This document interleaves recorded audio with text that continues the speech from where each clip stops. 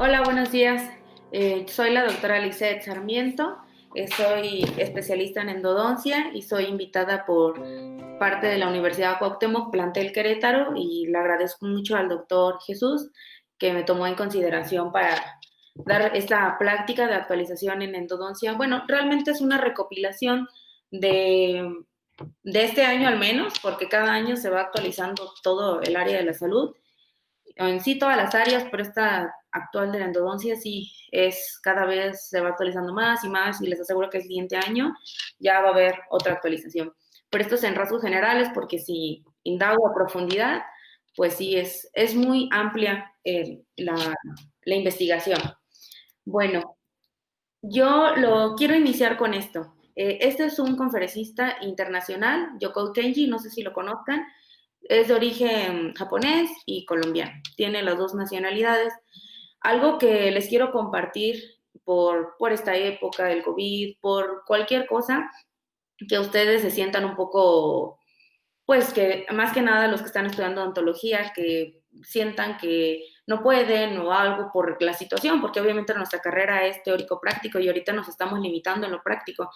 Entonces, algo que les quiero dar un mensaje nada más, algo que dice él es muy importante. Dice, la disciplina tarde o temprano vencerá la inteligencia. ¿Qué quiere decir esto? Él habla y compara los japoneses con, en su caso, Colombia, pero realmente es América Latina. Dice que no es que los japoneses sean más inteligentes que los colombianos, no. Simplemente son igual de inteligentes, simplemente que ellos tienen una educación de disciplina desde que son pequeños en cuestión de salud, en cuestión del trabajo, en cuestión de en casa. Entonces, esa disciplina va haciendo pues que tengan resultados favorables en todo lo que hacen, en cuestión del trabajo, en cuestión en casa, en todo. Entonces, algo que tenemos pues los mexicanos o los que países tercermundistas es de que también tenemos mucha inteligencia, pero no tenemos nada de disciplina. Si nosotros somos disciplinados, vamos a ver resultados. Yo lo llevo al área dental, al área odontológica, de que nosotros somos disciplinados en lo que hacemos, hacemos lo que tenemos que hacer para tener un buen resultado, no nada más para nuestro tratamiento se vea bonito o sea exitoso, sino más que nada porque estamos tratando con personas y eso no se nos debe de olvidar. No debemos de que si un paciente es un poco estresante o nos saca de nuestras casillas, no debemos de olvidar esa parte humana, esa parte de humildad y esa parte de disciplina que nos va a llevar al éxito, tanto con los pacientes en cuestión de humildad, como obviamente el tratamiento exitoso. Bueno, empezamos. Lo importante siempre va a ser el diagnóstico, tanto clínico como radiográfico. En cuestión de la endodoncia, y pues de todo, necesitamos obviamente iniciar con una radiografía periapical, en dado caso que en cuestión de endodoncia el paciente quiere que lo atiendas ya, no le interesa qué le hagas, pero el chiste es que le quites el dolor. Entonces podemos iniciar con la periapical. Sí, la periapical, la radiografía como tal, la convencional, no se ve al 100% pues lo que queremos ver, ¿no? Entonces existe ya el radiovisógrafo, que podemos ver detalles o imágenes radiolúcidas o radiopacas que no se pueden ver en una radiografía periapical. Y bueno, eso es en el parte de la endodoncia. En parte general, sí, por ejemplo, este es un caso de un paciente que se va a hacer todo integral. De hecho, vamos a hablar de ese caso a continuación. Lo importante antes pues de iniciar, si no trae urgencia, si vamos a hacer algunas resinas en toda la arcada o se le van a colocar implantes o se va a colocar una corona aunque sea, es mandar a hacer la panorámica. ¿Por qué? Porque en la panorámica, en este caso no se ve, pero podemos ver alguna patología o diagnosticar algo que algún diente retentivo que puede causar alguna reabsorción. Podemos observar cosas que la preapical, perdón, nos limita. Es como si fuera como básico. A veces nos olvidamos de eso porque pues al final es un gasto para el paciente, al final es tal vez no regrese porque le mandé a hacer una radiografía panorámica y en otros lugares lo vayan a atender sin la radiografía panorámica. Pero los pacientes que valen la pena son los que van a invertir en su salud en cuestión de iniciar con una panorámica, algo tan básico. De ahí en cuestión de la endodoncia, ahorita vamos a hablar de la importancia de la tomografía, del CBCT o el COMBIN, como lo conozcan. Esa es una radiografía, pues, 3D, es, lo vamos a, por ejemplo, en vez de ser un píxel, lo vamos a platicar como un voxel. Entonces esto lo vamos a ver el diente en 3D, nos los van a entregar en una USB o lo van a mandar digital, no lo van a entregar en disco, bueno, en algunos lugares creo que sí, si memoria no me falla, pero podemos verlo en la computadora, moverlo, enseñarle al paciente, poder ver cosas que no podemos ver en una radiografía convencional. Por ejemplo, hablando del radiovisiógrafo, en este caso, esta es una radiografía convencional a su izquierda. Esto porque la edité, realmente edité la radiografía y se ve un poco mejor, pero del lado derecho es con radiovisiógrafo. Si podemos ver, se puede ver la lesión, se puede ver mejor, el hueso se puede observar mejor, la lesión que tiene cariosa, bueno, aquí radiolúcida, se puede observar un poquito con más detalle que en la convencional. Sí es caro un radiovisiógrafo, sí. Ya ahorita hay hasta si mi memoria no me falla, el más económico está en 30,000 pesos, 30 y tantos mil, pero vale la pena invertir en algo que al final es mejor para nosotros porque podemos diagnosticar mejor al paciente y tanto para el paciente, porque el paciente va a tener un mejor resultado, porque siempre en cuestión de la odontología lo importante es el diagnóstico. Diagnosticando bien, vamos a tener un tratamiento exitoso. Entonces, si tenemos las herramientas que le vamos a ofrecer al paciente necesarias para poder hacer un tratamiento exitoso al final, es importante una radiografía bien, o sea, con radiovisógrafo. Si tenemos la oportunidad de hacer un ahorrado y comprarlo, les va a cambiar la vida, realmente. De ahí, por ejemplo, en este caso, esto es la importancia de un combin en la endodoncia, pero no siempre lo vamos a mandar porque tampoco vamos a estar radiando al paciente nada más porque sí. Entonces, por ejemplo, aquí el CBCT lo podemos mandar en caso de que sospechemos que hay un conducto inadvertido, de que hay una fisura. Cuando hay una fractura franca, pues obviamente estamos viendo hasta clínicamente y a veces se ven en radiografías convencionales, periapicales, la fractura. Entonces no hay necesidad de que el paciente gaste en una CBCT o en un combin. Entonces, aquí, por ejemplo, en este caso, ya me adelanté.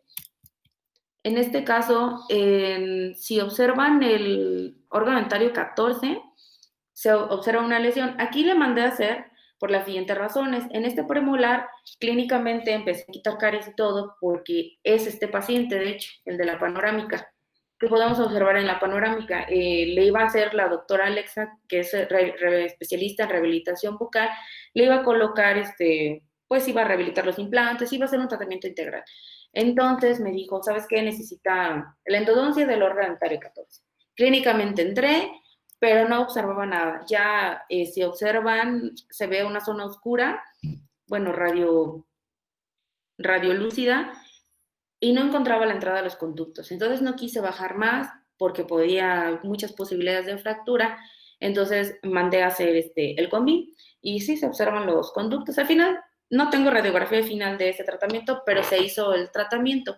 Pero eso no es lo importante. Lo importante del combi es que, pues, bueno, obviamente lo utilizamos para dientes que están calcificados y poder ver dónde está y guiarnos para entrar al conducto. Pero si observan el órgano dentario 14, ya tiene un tratamiento de conductos. Ese tratamiento de conductos, si mi memoria no me falla, tenía más de 5 años, es para que no tuviera esa persistencia de la lesión. Entonces, hay una lesión. Esto lo observamos en el combin. Regreso a la radiografía anterior. Si ven esa periapical, es de ese diente, ese canino. Entonces, en la radiografía periapical no se observa ninguna lesión. De hecho, parece que está muy bien el tratamiento. Pero ya lo vemos en el combin, que lo vemos en 3D, y sí podemos ver la lesión muy grande. Entonces, si la doctora hubiera rehabilitado ese diente y no era un diente, como podemos ver en la panorámica, eran varios, entonces a lo mejor en un mes o en un año, en 2 años, 7 años, iba a persistir una molestia y habría que quitar esa corona y limpiar otra vez, o en su defecto ya como hay corona, pues se hace una cirugía apical. Pero ¿para qué someter al paciente a una cirugía apical si lo podemos prevenir mandando una CBCT? Si tenemos alguna duda de algún tratamiento de endodoncia que ya tiene mucho tiempo y lo vamos a rehabilitar, Entonces, ¿vale la pena esta herramienta de diagnóstico? Sí, vale la pena. Ese es un caso. Este caso, por ejemplo, es de una pacientita que era un premolar y ya inicié, limpié y no veía como ven en la radiografía, no se ve lesión, no se ve ni siquiera los conductos. Entonces, antes de meterme más, solo inicié y vi que no había nada. Entonces dije, mejor, ¿para qué juego? Y le hago perder el tiempo al paciente y anestesiarlo y todo este procedimiento. Entonces mandamos a hacer el CBCT. Y como podemos ver, en esta en este combin, se ve una lesión en esta zona apical, pero esta es la parte importante, cosa que no se ve en la radiografía periapical, es la fractura. Como pueden ver aquí, ahí, esto no se ve acá. Entonces, aquí se ve la lesión, digo la fisura, perdón, no fractura. La fisura, aquí hay una lesión y obviamente está súper grande en apical. Y acá más o menos se logra percibir, pero no tan franco, se ve como un poco confuso. Entonces, obviamente ya no hacemos al paciente que invierta en una endodoncia que va a fracasar, porque este paciente le molestaba al morder, pero lo importante es que no tenía tracto sinuoso, o sea, de que estuviera fisurado, a lo mejor iniciaba la fisura. Entonces, sí, es importante mandar una CBCT cuando, repito, hay una endodoncia que ya tiene mucho tiempo, no hay dolor o hay dolor y no se ve en la radiografía preapical nada, es importante mandar a hacer el combin porque podemos observar en este caso que tuve que hay una fisura, cosa que no se ve acá. Entonces ya evitamos el paciente que gaste y independientemente que el paciente gaste, nosotros a veces hacemos retratamientos y sigue el dolor, y sigue el dolor. Puede ser por una persistencia de bacterias o puede ser por alguna fisura. En este caso, claramente es por la fisura. Entonces, esto iba a fracasar. O sea, al final el paciente iba a seguir con el dolor. Como repito, el paciente lo que le interesa es que le quites el dolor. Entonces, no iba a funcionar y hasta podemos terminar en demanda. Entonces, con esto quiero que quede claro que en cuestión de la endodoncia, importante mandar una CBCT solo en ciertos casos, que nosotros sospechemos, repito, que vamos a hacer algún retratamiento, que por una sospecha de fisura o de algún conducto inadvertido. También puede persistir la molestia y con la CBCT vamos a la segura. Bueno, aquí, por ejemplo, también es importante comentarles, por ejemplo, en este artículo, cosa que siempre pasa, que como ya mencioné en las radiografías anteriores, si se dan cuenta, del lado izquierdo, nada más se ve un ensanchamiento del ligamento periodontal en palatino, pero no se ve una lesión franca. Y si se dan cuenta, están las flechitas amarillas, que se ve una lesión. Empieza la lesión, la lesión. Este artículo lo que habla del doctor Francis Abela es que del 20 al 39% en una radiografía periapical, bueno, en una radiografía, perdón, en un CBCT podemos observar conductos, lesiones que se omiten en la radiografía periapical. Entonces, hay veces, a lo que yo voy, por ejemplo, a veces se colocan resinas, radiográficamente se ve bien, y el paciente le duele, y le molesta, y le molesta. Hicimos aislamos, realizamos el protocolo como debe ser de la resina, y persiste la molestia, pero nosotros vemos que radiográficamente está bien. Aquí lo ideal sería, obviamente, hacerle un diagnóstico pulpar antes de iniciar una resina, eso sería lo ideal. Pero bueno, entonces lo que tenemos es radiografía periapical, no se ve lesión y persiste y persiste y persiste la molestia. Decidimos mandar a hacer una CBCT para descartar lesiones que no se ven en las radiografías. Como ya vimos, es un porcentaje aparentemente bajo, pero para mí es alto, porque es del 20 al 39%. O sea, ¿cuántas resinas o cuántas coronas o incrustaciones se colocan en una pulpa aparentemente sana cuando no lo están? Y el paciente le persiste la molestia y ya se invirtió en corona, resina y todo, y el paciente dice, no, es que no me hicieron el tratamiento bien. No, es que ya estaba dañada la pulpa. Entonces, como podemos ver en el CBCT, persiste lesión.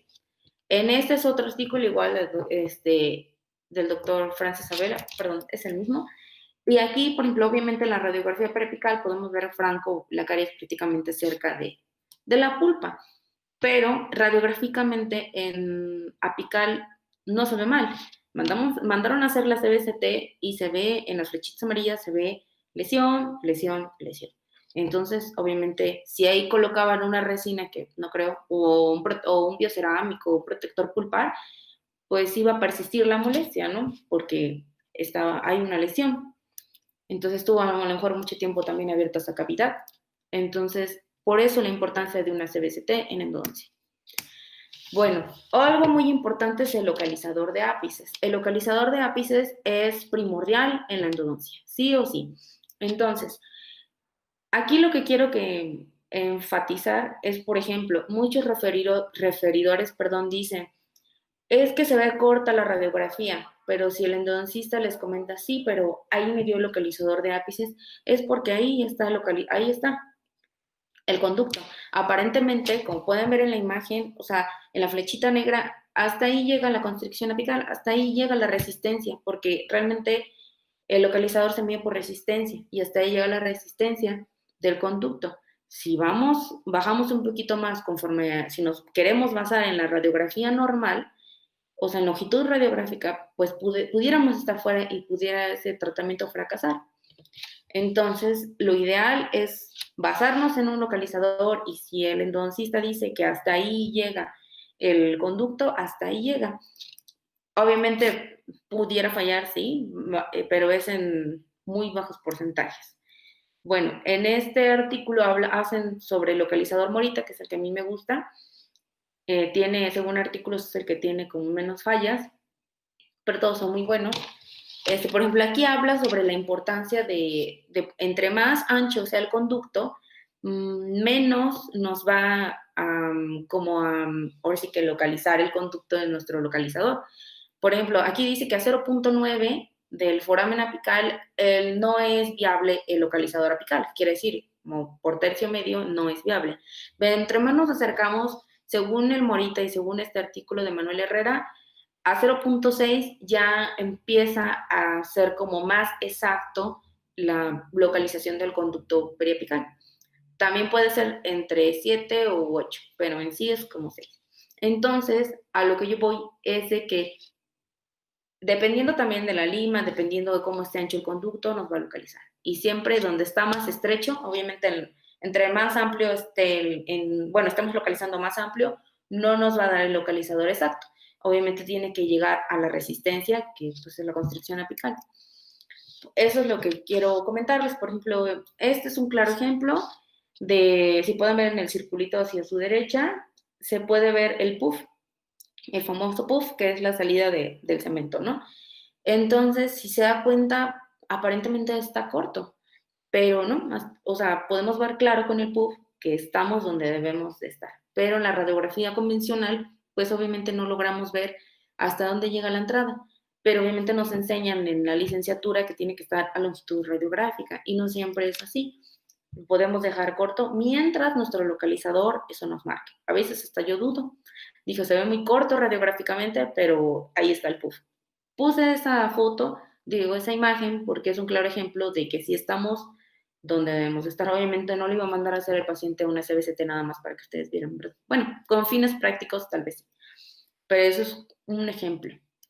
Bueno, lo importante de tener las herramientas necesarias para hacer un tratamiento de conductos es, obviamente, tener una buena iluminación. Lo ideal sería usar un microscopio, si no unas lupas, para poder ver bien la entrada de los conductos, porque podemos perforar. Utilizar fresas para quitar caries, obviamente nuestras piezas de mano, nuestros exploradores de endodoncia, si se puede de una marca, bueno, debería de ser de buena marca, porque sí están mejor fabricados, y pues la cucharilla endodóntica, en ciertos casos, nuestro aparato ultrasónico y nuestras puntas, solo para hacer un acceso endodóntico. A veces, si no somos especialistas, creemos que la endodoncia es muy fácil y ahorita van a ver que no. Entonces, no nada más con una simple fresa vamos a entrar al conducto. O sea, bueno fuera que todos los conductos fueran iguales, pero a veces están clasificados y no podemos meternos con una fresa. Por ejemplo, aquí Es un claro ejemplo de que si nos metemos con una fresa, llega un punto en que no vemos, o sea, ya no vemos nada si está calcificado y podemos causar desviaciones y perforar el expediente y darle menos posibilidades de éxito. Entonces, lo ideal es usar puntas ultrasónicas cuando ya está calcificado o queremos ampliar un poquito la entrada del conducto para que nuestra lima no se force y se fracture. Por ejemplo, este es un ejemplo, aquí les hice un videito de, por ejemplo, en este caso es un extraído, pero tenía cálculos pulpares y con una CT4, que es la que yo utilizo sin hacer promoción, pero es de Saibro, la punta tiene diamante. Entonces podemos desgastar, como pueden ver, localizado, sin meter la fresa que ya no se ve nada. Por ejemplo, en eso, si ustedes logran ver, se puede ver bien cómo retiramos, nos logra dar una mejor visibilidad del campo operatorio. Y la fresa convencional, la pieza, llega a un punto en el que ya no vemos. Esto es en cuestión endodóntica. Esto obviamente con un ultrasonido especial, no es un ultrasonido convencional, es especial para endodoncia. Entonces, la instrumentación, bueno, antiguamente era manual, se demostró que a partir de la lima 25 ya había una transportación, entonces por eso idearon el sistema rotatorio. Existen una amplia gama de sistemas rotatorios, no voy a profundizar en eso, pero ahorita lo más reciente es reciprocante, no hay tanto desgaste y pues funciona mejor. El chiste no es hacer los conductos amplios, el chiste es hacer los conductos lo más delgado posible para que en un futuro no existan fisuras. Entonces, antes estábamos acostumbrados a ver radiográficamente el conducto amplio, ahorita ya no. Entonces, en este caso, se irriga con hipoclorito de sodio. A mí me gusta puro, se irriga con la jeringa. Sí, seguimos utilizando manuales, la 10, la 6, la 15, yo amo la 10. Y en algunos casos se utiliza abridores, eso es un ejemplo. A mí no me gusta mucho. Y de ahí, pues, entre cada lima tenemos que patentizar, que es patentizar, pasarse 1 milímetro de la longitud de trabajo para que las bacterias, para que funcione nuestro tratamiento de conductos. Luego, por ejemplo, ya que hicimos nuestro acceso y ya que logramos ver la entrada del conducto, podemos utilizar nuestros rotatorios. Yo utilizo reciprocante, a veces sí utilizo un rotatorio convencional, pero eso es un ejemplo. Por ejemplo, ahorita ya existe el M4. El M4 es una maravilla para mí. Se puede utilizar solo con limas 6, 8, 10 y 15. Ya después de la 20 ya no, porque empezamos a transportar, solo es para limas manuales menores de 15, y lo que se hace este movimiento. Como, es una lima 10 y hace este movimiento como manual. Yo lo ocupo en casos que está muy estrecho y entra la lima 10 y ya no sale, o está demasiado estrecho para evitar que se fracture la lima, porque obvio me ha pasado.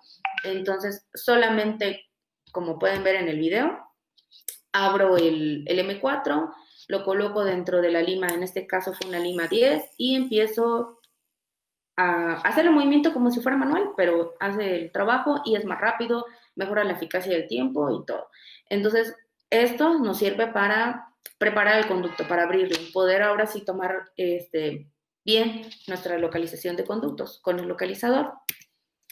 En este caso, yo lo que quiero explicarles es que si con las limas manuales no logramos remover todo el tejido, con el rotatorio tampoco. Aclaro, con el rotatorio no vamos a eliminar todo el tejido, solamente nos va a ayudar a retirar la pulpa, pero no desinfectar, que luego a veces es un poco erróneo pensamos que limando desinfectamos y no. Como podemos ver del lado izquierdo, ese es un rotatorio convencional. Si se dan cuenta, en los istmos se logra ver un poquito de tejido necrótico todavía. Eso solo es instrumentando. Entonces, del lado derecho es con un reciprocante. El conducto distal sí está muy bien retirada la pulpa, pero si se dan cuenta de los istmos, obviamente ahí no entra nuestro rotatorio. Entonces, hay mucha persistencia de tejido necrótico. Igual, en este caso es lo mismo. En el istmo, en los mesiales podemos ver tejido necrótico. Entonces, a lo que yo voy, por el reciprocante es lo mejor. Y esto está instrumentado con reciprocante. Aún así, persisten tejido. Vuelvo a reiterar, imagínense instrumentar con pura manual. menos va a quitar el tejido. Entonces va a persistir tejido. ¿Y qué podemos hacer para eliminar ese tejido? Perdón, antes de esto, les quería enseñar. Este es un reciprocante, este es de la Casa Cabo, que no estoy promocionando nada, pero es lo que utilizo. Es el movimiento que hace, ¿ok? Un cuarto en cuarto y 360, si mi memoria no me falla. Esta es una marca china que se llama Fanta, muy económica, y es diferente el movimiento, ¿ok? Es lo que quería enseñar. Bueno, ahora sí, ¿cómo vamos a hacer para eliminar el tejido que vimos en este artículo? Perdón. Hay muchos sistemas en el mercado con los que podemos activar el hipoclorito. ¿Qué es activar el hipoclorito? El hipoclorito lo vamos a colocar en el conducto, vamos a meter nuestro sistema de irrigación y lo vamos a activar, lo vamos a calentar. Entonces nos va a permitir llegar a zonas que nuestro rotatorio no elimina tejido y esto nos los va a ayudar a eliminar. Digo, no esterilizamos el diente, pero al menos podemos hacer una buena desinfección para estar más seguros que nuestro tratamiento va a tener al menos la menor carga bacteriana posible. O las menos, sí, exacto. Está el endoactivador, el endovac y irrigación ultrasónica pasiva. Irrigación ultrasónica pasiva, la verdad es el que utilizo yo. No es por hacer promoción, por ese NSK. Tiene la opción de endodoncia y es el que a mí me gusta, porque el Endovac está un poco caro. El Endovac es una maravilla porque así como irriga, como pueden ver en la imagen, lo eyecta. Entonces irrigamos y como vamos activando el hipoclorito, lo sucio lo va sacando. Entonces, pues, obviamente se logra una mejor desinfección. Pero, por ejemplo, hace poquito hice un curso en línea con el doctor Jorge Ochoa, excelente especialista en endodoncia, y él habló, bueno, hablamos sobre el dolor. Se habló sobre el dolor y aquí él habla sobre la crioterapia. Él hizo un artículo de esto, pero con el Endovac, donde se ocupa la crioterapia con este sistema Endovac. Apenas creo, si mi memoria no me falla, va a sacar el de irrigación normal.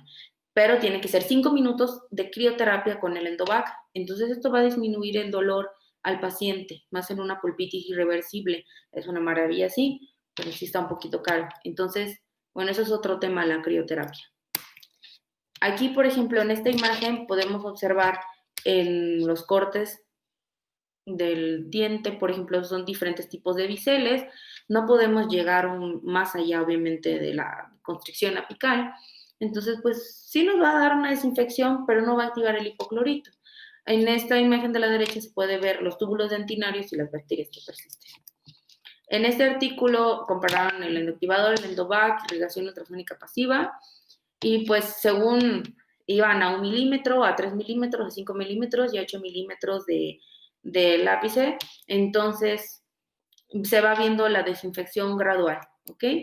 No hay como que uno es mejor que otro, lo importante es muy poco el porcentaje, pero lo importante es utilizar una irrigación ultrasónica, vuelvo a repetir, esa es la importancia de referirlo, tener nosotros como esa capacidad de decir, hasta aquí me limito y mejor lo mando, en este caso, al endodoncista o en otro caso al ortodoncista.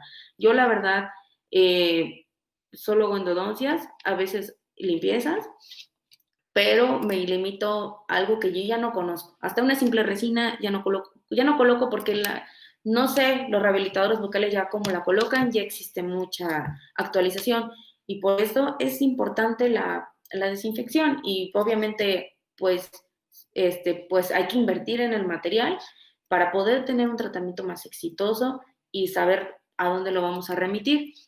Este es un ejemplo, es un video que les preparé de activación ultrasónica, activación pasiva. Y si ustedes se dan cuenta, entrada, salida, se mide a 1 o 2 milímetros de la constricción apical y se activa el hipoclorito, se calienta. Eso es lo que yo ocupo y me ha funcionado bien. Bueno, el anillo endodóntico de Heriberto Bujanda. Este es un doctor mexicano que él diseñó estos anillos. Tomamos el curso de este anillo, el anillo abierto y el anillo cerrado. Sirve para muchas cosas y en lo personal es una maravilla. Todavía no tiene como artículos, por eso no le puse ningún artículo, porque apenas el doctor lo está creando, pues está viendo. De hecho, cada vez se va actualizando él más porque va viendo sus funciones. del anillo endodóntico de él. Entonces, realmente, al menos las funciones que el último curso que tomé con él, es de que, en este caso, es un caso de la doctora Dani, de poder quitar las limas separadas. Si se dan cuenta, en la primera lima se separó, colocó el anillo abierto y pudo sacar la línea sin ningún problema, sin hacer plataformas. ¿Por qué? Porque obviamente sí existen otros aparatos, pero hacen plataformas, hacen desgaste. Entonces abrimos todavía más el conducto y lo que queremos es ser conservadores y no abrir tanto el conducto.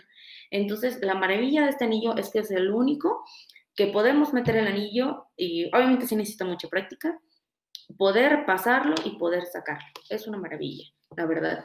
Y también podemos activar hipoclorito con él. En este caso, ese es el anillo abierto y bueno, ahí no se ve el hipoclorito, pero eso es lo que hago para activar el hipoclorito. Y llega también igual, hace la misma función que la irrigación ultrasónica pasiva.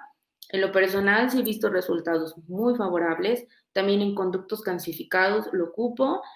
Para mí es una maravilla. En vez del M4 que les enseñé al principio, también se puede utilizar este. Y pues, en teoría, más económico, ¿no? Eso también lo ocupo y maravilla. Es un caso de la lima separada de la doctora Dani, si la quieren buscar en redes sociales, son muchos casos. Obturación endodóntica. Bueno, aquí es un artículo viejo, pero a mí me gusta. No voy a satanizar la condensación lateral, no. En este artículo, que me equivoqué y puse el artículo que no era, no puse el artículo que era, una disculpa. Pero bueno, aquí se pueden ver donde dice condensación lateral, pues si logran ver no se pudo compactar bien y quedó pues no muy agradable a la vista, pero no importa la vista, el chiste es que se tengan que sellar la entrada y salida de bacterias, ¿no? Entonces esta parte ya no está pues 100% sellada. Entonces el Thermafil sí nos da un buen sello, pero todavía en este artículo se ve mejor la técnica termoplastificada, que es la onda continua de calor. Ahorita se las voy a explicar más a detalle. Existen varios sistemas de obturación, hasta la punta única, ahorita hablamos de ella, pero por ejemplo, en este caso, en este artículo obturó mejor, como pueden ver, la técnica termoplastificada que la condensación lateral. En este otro artículo, pues descartamos un poquito lo que vimos en este. Aparte ya es muy viejito, pero este me gusta porque se ven muy bien los cortes. Este es sobre conductos en C, la obturación de conductos en C. Entonces, si pueden ver en la letra B, ahí, por ejemplo, es onda continua de calor, la termoplastificada, la que aquí dice obtura 2, técnica termoplastificada. Si se dieron cuenta, se ve muy bien el sellado. Pero acá, pues ya no tanto, ¿no? Eso es en un conducto en C y en este caso un exclusivo. Si no se ve en apical, B es apical y F es como tercio cervical, bueno, tercio medio. Entonces, si se dan cuenta, pues queda espacio y en las demás sistemas se ve mejor sellado. En donde dice C es obturación, condensación lateral y se ve muy bien sellado. En el D es el Butacor y en el A es perdón, en el A es el Butacor y en el D es el Flow. Entonces todos se ven muy bien sellados, excepto de onda continua de calor y no satanizamos condensación lateral, se ve muy bien sellado. Entonces en este artículo descartamos que la condensación lateral no funciona. Entonces yo no satanizo ni nada, pero dependiendo del caso es el sistema de obturación que vamos a elegir para poder obturar. Si se dan cuenta, a veces sí basta con una condensación lateral y como en este artículo no basta con una condensación lateral. Entonces, aquí nada más es a grandes rasgos cómo se ve el corte de una punta única sin condensación lateral. En este caso, aquí se cortó, si se dan cuenta en la letra D, en la onda continua se corta 5 milímetros después de donde está donde llegó el límite de la obturación y se deja vacío y obviamente condensamos. Ay, aquí se me volvió, pero bueno, seguía esta imagen. Y de ahí con la pistolita nosotros rellenamos. Ese es el que tengo yo. Rellenamos y ya. Es como una técnica vertical, pero ya con aparatos. Entonces, la verdad, A mí me ha funcionado y muy bien. El Temafil también está muy bien. Se coloca ya caliente la gutapercha, punta única y vámonos. Está excelente. Bueno, este es un ejemplo de obturación de continua de calor, son casos míos. Si se dan cuenta en la imagen, pues sí, aparentemente en la radiografía se obturó bien. O sea, da muy buenos resultados también, pero como comento, no satanizar la condensación lateral sí funciona, pero en ciertos casos sí y en ciertos casos no. Yo en lo personal ya no lo utilizo, solo en ciertos casos. El sistema de punta única también existe este sistema. Este sistema, Septodon, es el primero aquí en México, el Biorroot, que salió. Y de ahí, al menos yo voy a hablar de los que he ocupado y comparan esos dos. Y el BioSealer, también funciona muy bien. Este es diferente. El Biorroot es una mezcla de polvo líquido, se mezcla y se bombea en el conducto. No tengo ejemplo, perdón. Punta única. Solo es una punta y ya no utilizamos ningún sistema, lo cortamos y es todo. Y el BioSealer ya es una jeringuita y se coloca en la entrada del conducto y se rellena el conducto de puro cemento y ya después solo se utiliza como vía la butaparcha. Igual, punta única, se corta y es todo. Lista la endodoncia. Yo en lo personal el BioSealer lo tengo y se me dificulta un poco usarlo por la jeringa, pero voy agarrando una práctica. Ahora sí que dependiendo del caso, vuelvo a lo mismo. Hasta ahorita tiene más estudios BioRoot que BioSealer. Entonces, apenas es algo nuevo y muchos sí lo usan, otros no lo usan. Sería cuestión de ver los resultados. Hasta ahorita, al menos a mí me ha funcionado, los que conozco también.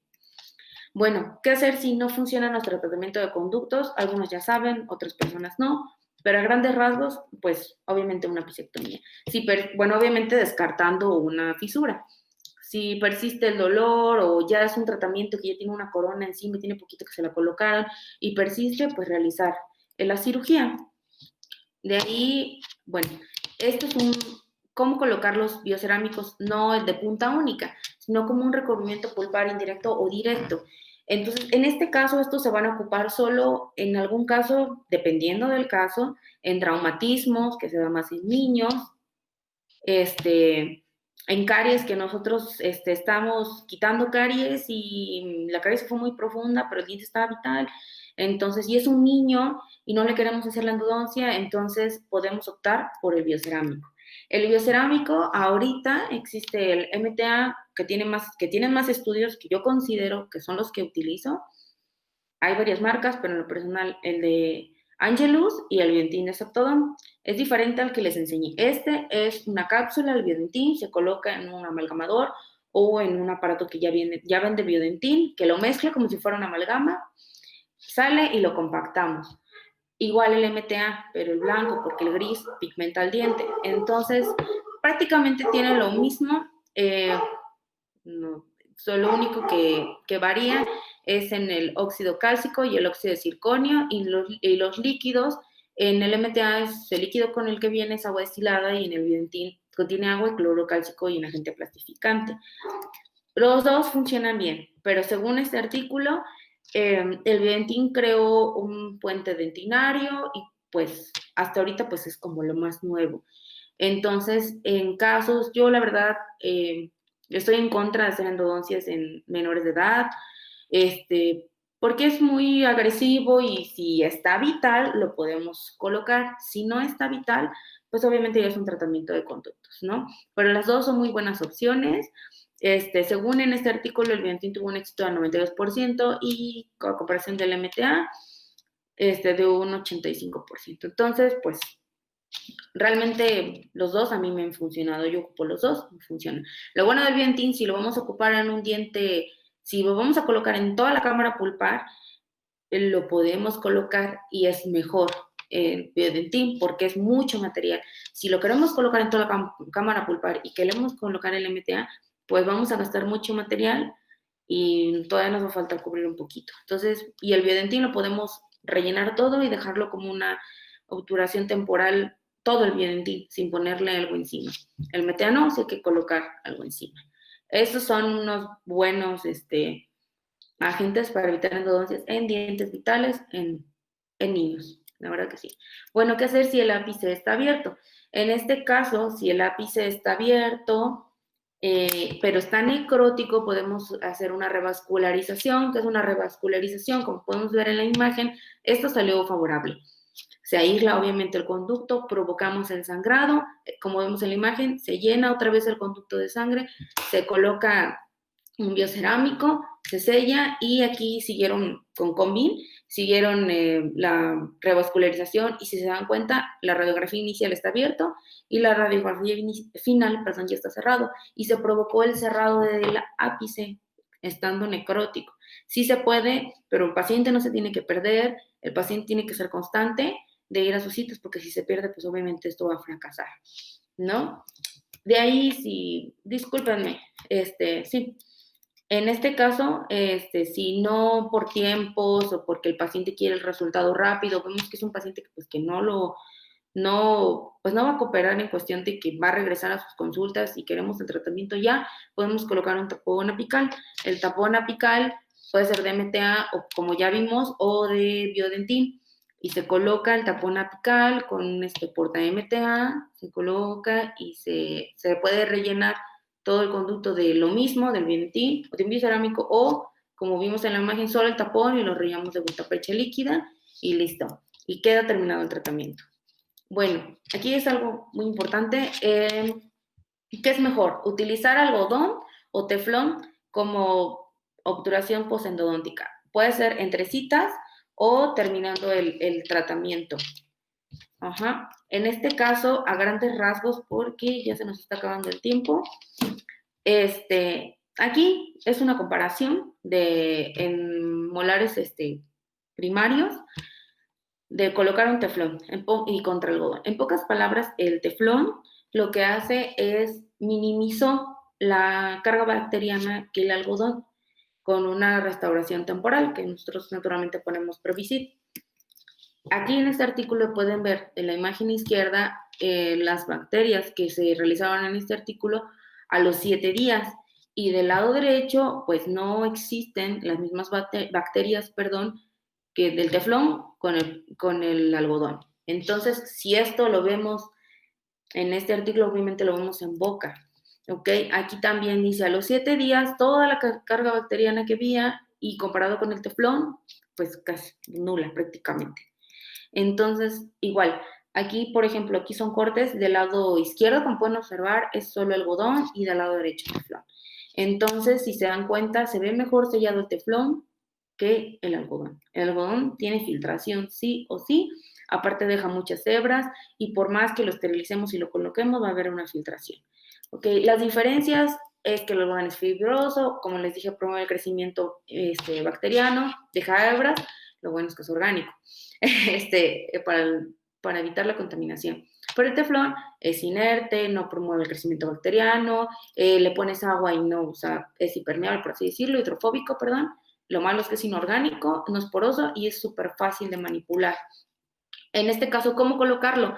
Agarramos una bolita de teflón y la colocamos solo 3 milímetros, lo ideal según el artículo 3 milímetros, de donde terminamos el tratamiento de conductos o donde nos quedamos. Si vamos a hacerlo en una segunda cita, lo colocamos, lo empaquetamos bien con nuestro Glic y colocamos nuestra restauración, que es Provisido, lo que coloquemos de restauración final, y listo.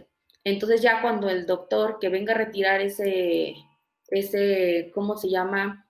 Esa curación, lo que va a hacer es, pues ya obviamente no se va a venir tampoco el algodón y se va a topar con el teflón y ya con un explorador de conducto lo retira.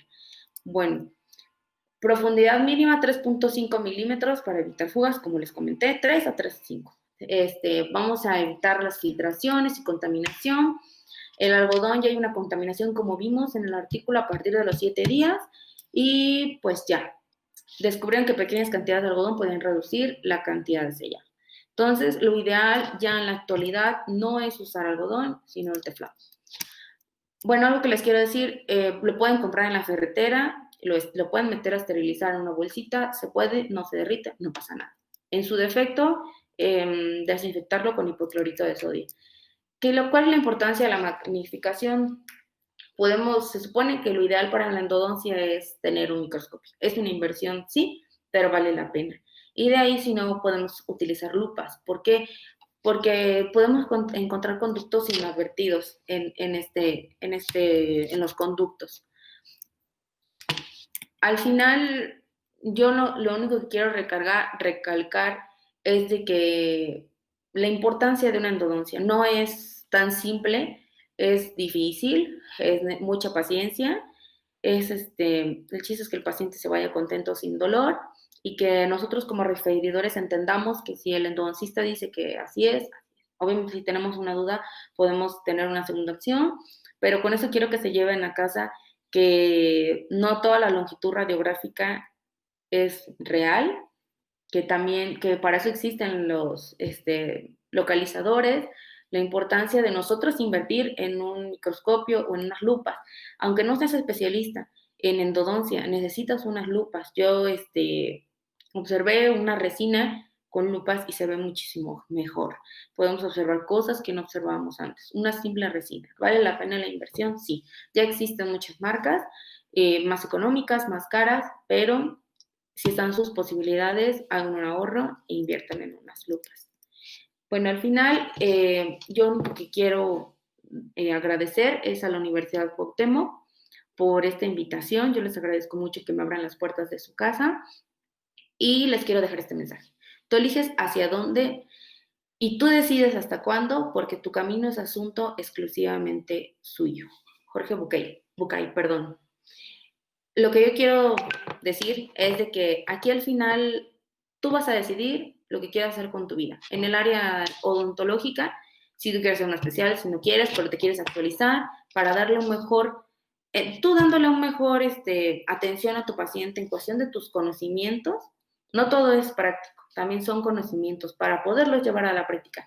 Tú, nutriéndote mejor de tu mente, vas a poder tener mejores resultados y por lo consecuente vas a tener más pacientes y mejores tratamientos.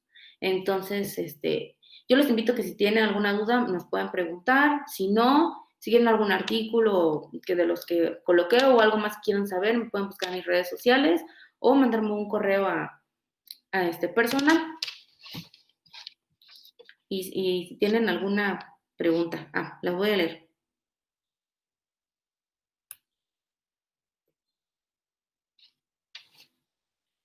A ver, aquí Raimundo.